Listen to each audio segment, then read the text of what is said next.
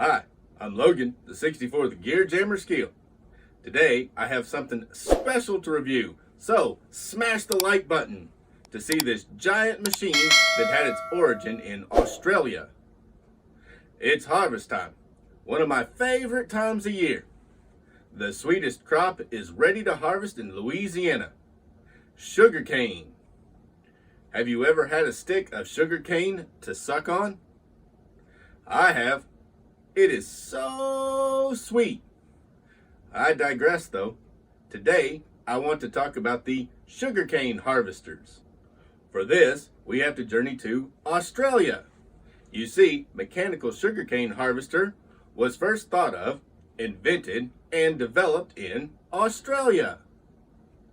Australia has over 30 million tons of sugarcane to harvest in less than 6 months. This huge amount makes Australia the world's largest exporter of raw sugar. Hand cutting, hand loading, and hauling the cane is labor intensive. That was the old way. Today, cane harvest is done using big machines. In fact, Australia is the world's leading producer of cane harvesting machines. Moving time backward, Australia's sugar farmers, like American sugar farmers, cut sugar cane by hand, loaded it by hand, and took it to the cane factory in wagons. However, one day an Australian said, "I want to work smarter, not harder." Burning the cane fields first made the cane a lot easier to cut, but it was still hot, dirty, back-breaking work. Work smarter, not harder. So Australia started experimenting with cane harvesting machines 100 years ago. The goal of the inventors was to invent a machine that would top, cut, and load sugarcane at the same time. Nonsense, the cane growers said. It can't be done. The inventors didn't pay any attention to the cane growers and spent every spare moment working on machines, looking for ways to make them work better, or sometimes to make them work at all. According to the patent records, the first design for a cane harvester was made in 1898. Thomas Tomlinson's idea was for horses to pull a machine on a cable up and down the cane rows. The cable would cut the cane close to the base. Primitive to say the least, but it worked. Well, sort of, but it was a start. Many of those early designs never got off the drawing board and into the field. However, that didn't stop people from trying to invent a viable machine. According to the newspapers, the first cane harvester ever built was in 1890. John Rowland was reported to have built a steam-powered machine 27 meters long. That's more than twice as long as today's machines. Rowland was the mayor of Bundaberg. Interestingly enough, Bundaberg became the world's center of cane harvester manufacturing. Other strange contraptions weren't restricted to the early days of the 1900s. A few inventors tried using electrical hand cutters. 50 years later, a similar device reappeared, but it didn't work either. Cost of harvesting cane kept rising as the years passed. Work smarter, not harder, was the driving idea pushing inventors forward. Cane farmers still wanted a faster, easier, cheaper way of cutting and loading their crops. Would-be inventors and machinery inventors kept coming up with new ideas. Finally, they found one that worked to everyone's satisfaction. Nope, not everyone. Cutting cane at ground level was never the problem. The real problem was picking the cane up and loading it onto a conveyance to transport the cane to the sugar mill. People were using primitive crane loaders before the turn of the last century. In the 1920s, Falconer, an inventor, used a tractor-mounted mechanical loader. It was incorporated into a new loading system for his whole-stick cane harvesters. Growers in the 1940s were still using more primitive means to cut their cane. They used simple shear blades and rotating ground glides to cut whole stalks. Things moved along. In the 1940s, a chip-type loader was used to load cane on the Bundaberg plantations. Tufts built a loader powered by hydraulics, replacing mechanical loaders. But in the 1950s, with the advent of specialized hydraulic front-end loaders, new machines came on the scene to make cane easier to pick up and load. Progress. Well, yes and no. Whole stick cutting still presented a problem to solve. By now, most cane harvesters came with toppers, but there were still too many harvesters without toppers. Tops had to be cut off by hand while the stalks lay on the ground. Several mechanical devices were developed to cut cane tops off of the cane while it was laying on the ground. Development of cane harvesters spread to Cuba and Florida. Falconer's ideas were tried, and there he tested the world's first chopper-type cane harvesters. He tested single and double row versions in Florida in the early 1930s. 14 Vulcan single-row chopper machines built in Milwaukee were used to cut 200,000 tons in 3 seasons.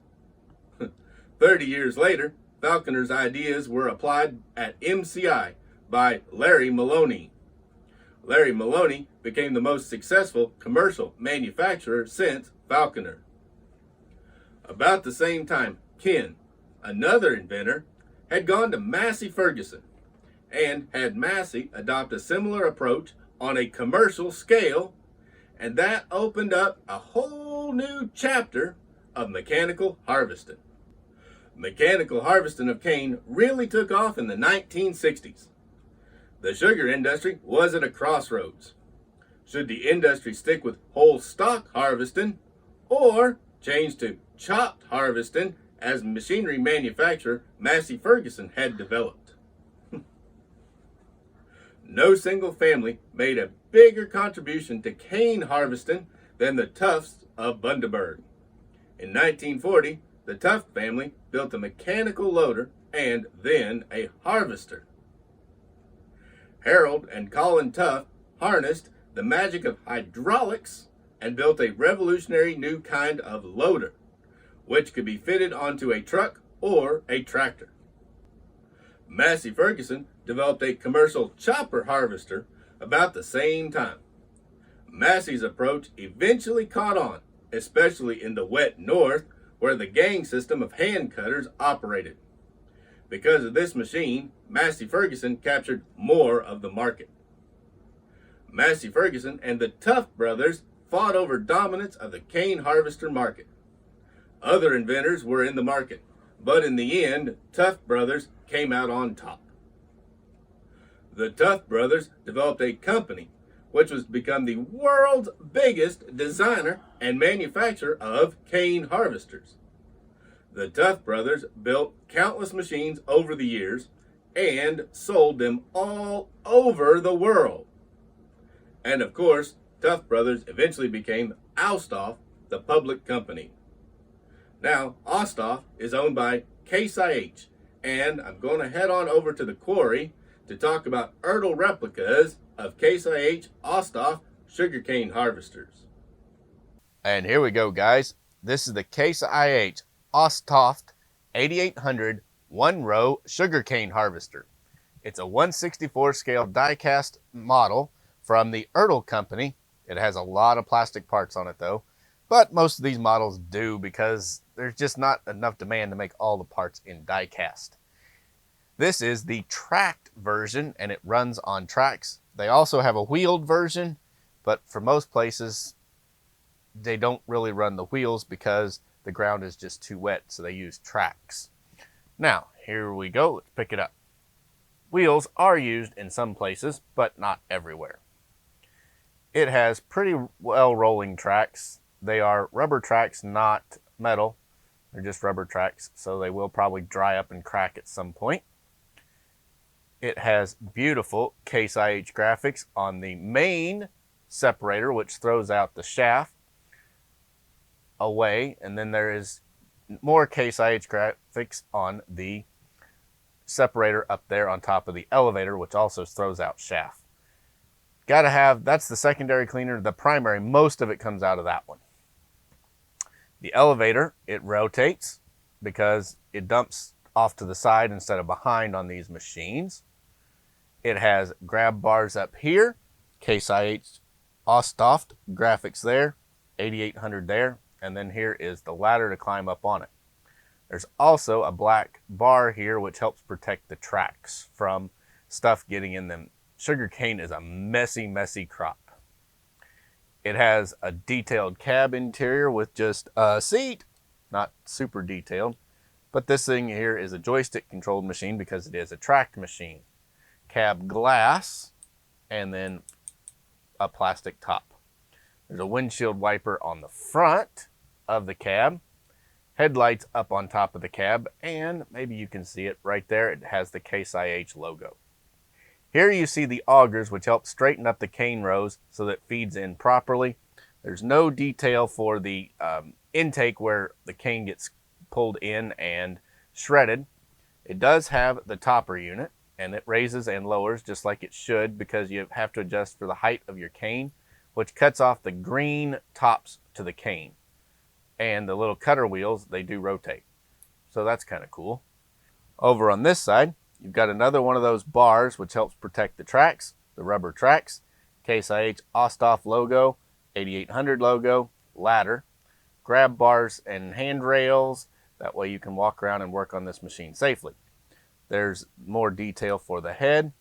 Now on the real ones, the head goes up and down, but on the model, it does not. Then there is some more hydraulic hoses and other things cast into the body. It's a die cast body with a lot of plastic parts on top. Again, you can see the elevator over here. It comes around. This lower piece right here is the rubber shield that keeps the actual cane going into your wagon or your cart, whatever you're using, type of buggy. And then the remaining shaft and extra debris material comes out here. Most of it comes out of this one. Turn it up to the top side here. You can see the elevator detail in the elevator, which goes over to the buggy. Not great detail. It's an all plastic piece, but the cane would be hitting on those paddles that pull it right up and then throw it into the buggy. Now this is a chopper machine, so it would be cutting it and they'd be just in small chopped pieces there. Choppers took over the market after Massey Ferguson. Here you can see the top of the engine and other unit details. There's the air pre-cleaner and then the main air cleaner right there for the air intake. Underneath here, no real detail. It just has Ertl made in China. It has its date of manufacturing and licensed by C&H. Then again, probably on the bottom of these, there's not much but a solid plate because, well, they run these things in swampy conditions and anything else would just gum up the works inside. And so you can get a relative idea as to how big this machine really is. Here it is sitting on a DCP machinery trailer with a Kenworth tractor in front. That way you can get a relative idea that this machine is huge. It's hard to comprehend how big these Case IH sugarcane harvesters without something else for size comparison there. You wouldn't haul it this way because you'd take it apart, but this is just to show you the actual size comparison that a 64 scale sugarcane harvester is a mammoth machine. And that is the Case IH Austoft 8800 sugarcane harvester made by Ertl in 1/64 scale. I hope you enjoyed today's video.